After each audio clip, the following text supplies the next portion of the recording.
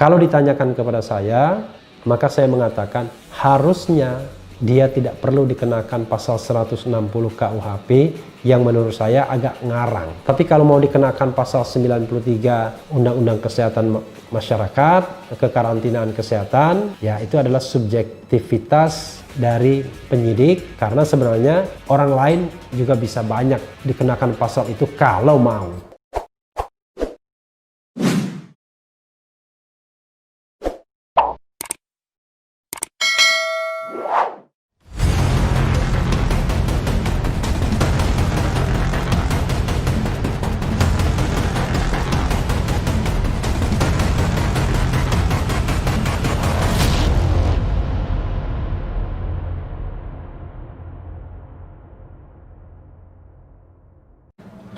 Assalamualaikum warahmatullahi wabarakatuh, Sobat RH sekalian.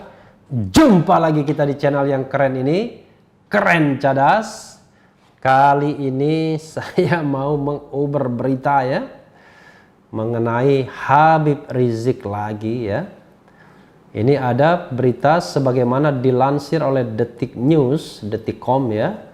Habib Rizik dirut RSM Ummi jadi tersangka kasus tes swab. Luar biasa ya. Sudah 3 dia ya, hat-trick ya. Kasus Petamburan, kasus Mega Mendungan, dan sekarang kasus rumah sakit Ummi ya. Kita bacakan ya. Jakarta, tim penyidik Bareskrim Polri telah menetapkan 3 orang sebagai tersangka terkait kasus rumah sakit Ummi, Bogor, Jawa Barat. Ketiganya adalah Habib Rizik Sihab, menantu Habib Rizik Muhammad Hanif Alatas, dan dirut rumah sakit Ummi Andi Tatab. Penyidik sudah melaksanakan gelar dan menetapkan 3 orang sebagai tersangka. Melaksanakan gelar perkara maksudnya ya. Rizik, Dr. Tatat Hanif Alatas, kata Direktur Tindak Pidana Umum Bareskrim Polri Brigjen Andi Rian Jayadi saat dihubungi Detikcom Senin 11 Januari 2021. Andi menuturkan tim penyidik sudah menjadwalkan pemeriksaan terhadap ketiganya sebagai tersangka. Pemeriksaan itu, kata Andi, akan berlangsung pekan ini. Minggu ini rencananya pemeriksaan ketiganya sebagai tersangka, tuturnya. Sebelumnya tim penyidik Bareskrim Polri telah memeriksa Habib Rizik serta istri dan menantu Habib Rizik Sihab, Syarifah Fadlun Yahya dan Muhammad Hanif Alatas sebagai saksi. Ketiganya menjalani pemeriksaan di Rutan Polda Metro. Direktur Tindak Pidana Umum Bareskrim Polri Andi Rian Jayadi menyampaikan pemeriksaan Syarifah dan Hanif dilakukan di Rutan Polda Metro Jaya atas permintaan keduanya. Untuk pemeriksaan Syarifah sudah selesai. Di Rutan PMJ atas permintaan mereka, istrinya sudah selesai, tinggal menantunya, ujar Andi saat dihubungi pukul 19.33 waktu Indonesia bagian Barat. Selain 3 orang tersebut, tim penyidik Bareskrim Polri sudah memeriksa Dirut RS Ummi Bogor Andi Tatat sebagai saksi. Pemeriksaan Andi Tatat dilakukan Kamis 7 Januari di Polres Bogor setelah dinyatakan sembuh COVID-19. Seperti diketahui, kasus RS Ummi terkait tes swab Habib Rizik bermula saat Andi Tatat dilaporkan ke polisi. Andi Tatat dilaporkan Satgas COVID-19 Kota Bogor dengan laporan bernomor LP 650-11-2020-JBR Polresta Bogor Kota tertanggal 28 November 2020. Andi Tatat dilaporkan karena dinilai menghalang-halangi upaya Satgas melakukan swab test terhadap Habib Rizik. Saat Satgas hendak melakukan tes swab, Habib Rizik sedang menjalani perawatan di Rumah Sakit Ummi Bogor.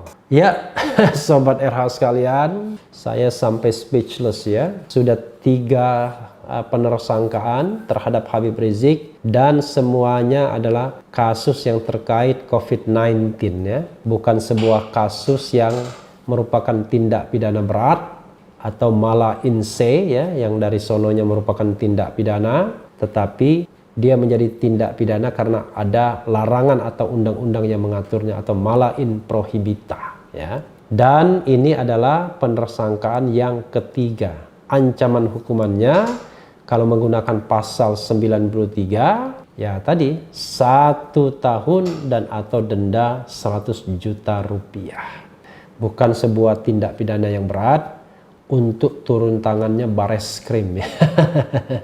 Tapi mungkin karena ini Habib Rizik, maka Bareskrim pun turun tangan untuk kasus yang sebenarnya biasa-biasa saja, tapi jadi luar biasa karena melibatkan Habib Rizik. Dan sekarang Habib Rizik sudah ditahan karena dikenakan pasal 160 Kitab Undang-Undang Hukum Pidana dengan ancaman hukuman 6 tahun karena dianggap melakukan penghasutan.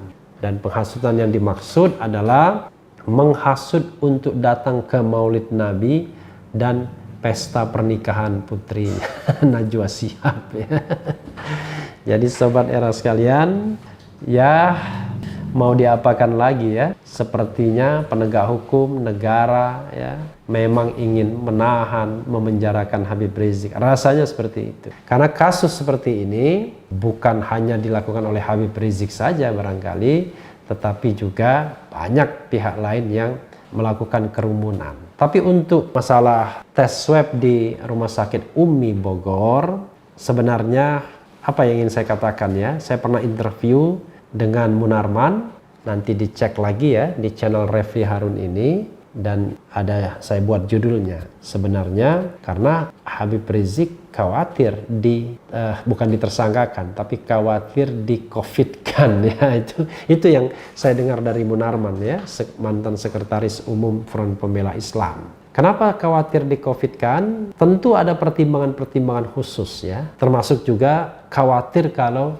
disuntik oleh tim yang dia tidak percayai atau tim yang bukan tim yang dia tunjuk.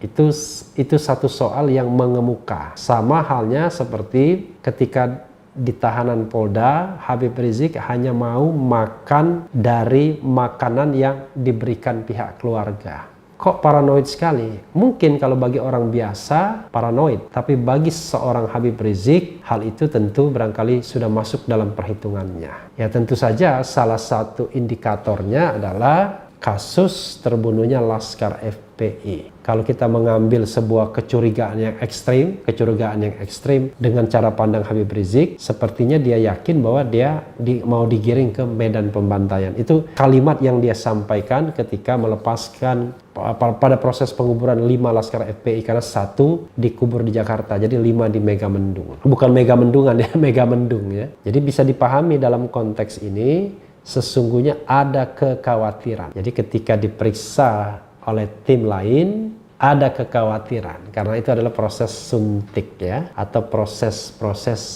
kita tidak tahu ya apakah swab yang pakai lidah itu ataukah mau pengambilan darah sebelumnya. Itu soal trust yang kadang-kadang kita tidak bisa jelaskan. Belum lagi pernyataan COVID dan tidak COVID ya sepenuhnya memang tergantung tim pemeriksa. Tapi apakah itu terlalu berlebihan kalau khawatir? Ya bisa iya, bisa tidak. Kenapa begitu? Saya punya pengalaman sobat RH sekalian. Putra saya kebetulan dia autis, dinyatakan kena COVID-19. Gara-garanya sebabnya adalah ada pegawai saya yang terkena COVID, kemungkinan tertular dengan orang yang keluar masuk. Lalu karena ada yang COVID, kami semua diperiksa di puskesmas. Tentunya ini wajib dilakukan ya. Dalam proses pemeriksaan terhadap kira-kira 10 orang, termasuk mertua saya yang sudah tua dan lain sebagainya semuanya, termasuk pegawai lain, semua dikatakan negatif. Yang positif hanya putra saya itu. Saya agak bingung. Kenapa? Karena dia pengidap autism. Jadi pasti berat membuat dia bisa diisolasi dan lain sebagainya, apalagi dia OTG. Dia mengatakan bahwa dirinya sehat berkali-kali. Bahkan sampai kakaknya yang juga pernah kena COVID dan sudah sembuh totally, akhirnya mau berkorban masuk satu kamar dengan dia, tetapi akhirnya kami periksa dan ternyata hasil rapid testnya negatif, lalu hasil swabnya negatif. Dan bahkan dikatakan bahwa dia belum pernah ada indikasi terkena COVID sebelumnya. Nah, bisa jadi sobat era sekalian ada human error di sana karena yang tes swab itu banyak. Tapi dalam perspektif Habib Rizik, ya dia tidak hanya mempercayai soal human error, tapi dia mempercaya hal yang lain. Sebenarnya kalau kita mau frankly speaking ada 3. Ada human error, ada karena perspektif bisnis ya dalam tanda kutip, dan ada mungkin dalam kasus Habib Rizik kekhawatiran lain ya, kekhawatiran bahwa justru itu menjadi jalan untuk dalam tanda kutip ya mengerjai Habib Rizik. Toh sah-sah saja kalau dia punya kekhawatiran itu, termasuk juga ketika dia ditahan punya kekhawatiran terhadap makanan sehingga hanya mau memakan suplai makanan yang diberikan oleh keluarga. Jadi sobat era sekalian, dalam konteks itulah sepertinya sebagaimana dikatakan Munroman, Habib Rizik tidak mau diperiksa oleh tim lain. Dia hanya mau diperiksa oleh tim Mercy waktu itu yang barangkali dia percaya dan sudah menjalin kerjasama selama ini. Dan memang ketika diperiksa Habib Rizik ternyata kan tidak terkena COVID-19. Ketika pada tanggal 12 Desember dia diperiksa di Polda Metro Jaya, lalu dites ya, kalau tidak salah ya, tes antigen juga, dinyatakan dia tidak COVID. Karena itulah sebenarnya dalam perspektif itu lebih pada soal kekhawatiran. Nah, soal kekhawatiran ini ya memang berbeda dari satu orang ke orang lainnya. Karena dia Habib Rizik, karena dia orang yang dikuntit, yang dibuntuti pada tanggal 6 sampai 7 Desember dini hari, dan akhirnya 6 laskar yang menjaga,